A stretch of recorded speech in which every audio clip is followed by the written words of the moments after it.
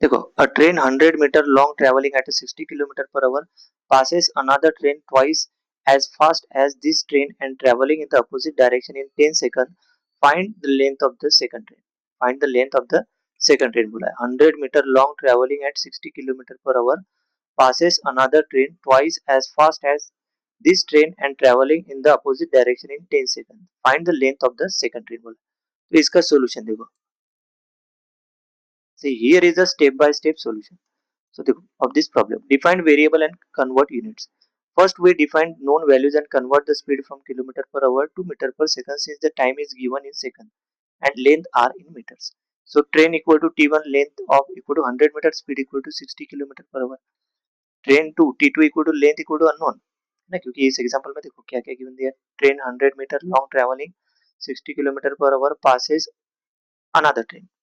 एक ट्रेन का डिस्टेंस दिया, दूसरे का दिया क्या नहीं. Twice as fast as this train, मतलब स्पीड ट्वाइस है ना, as fast as this train, तो travelling in opposite direction in 10 second.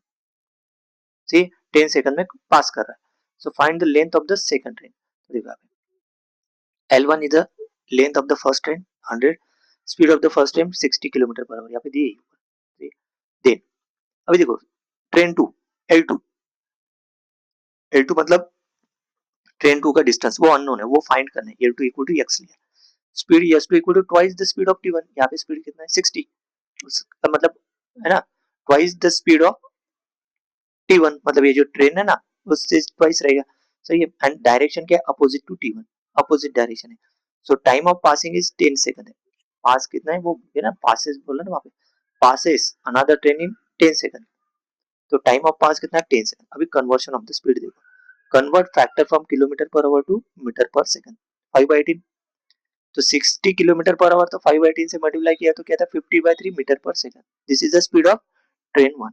अभी स्पीड ऑफ ट्रेन 2 इससे ट्वाइस, मतलब देखो S2 T2 is a twice as fast as T1, मतलब S2 equal to 2S1. So 2 into 50/3 equal to 100/3 equal to meter per second.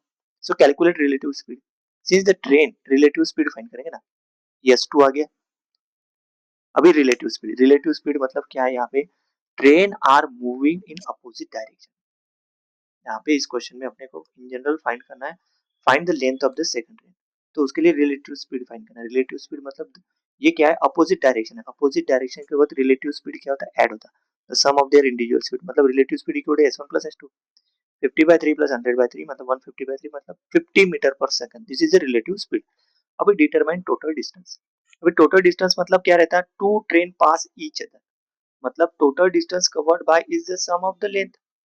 एक train का distance है 100 और दूसरे का x लिया अपन ने, देखो ना ऊपर, देखो x L2 equal to x है ना. Total distance equal to L1 plus L2, this is 100 plus x. So apply the distance speed time formula. सही है. we use the fundamental relationship distance equal to speed into time. The distance total equal to relative s into t. Substitute the values.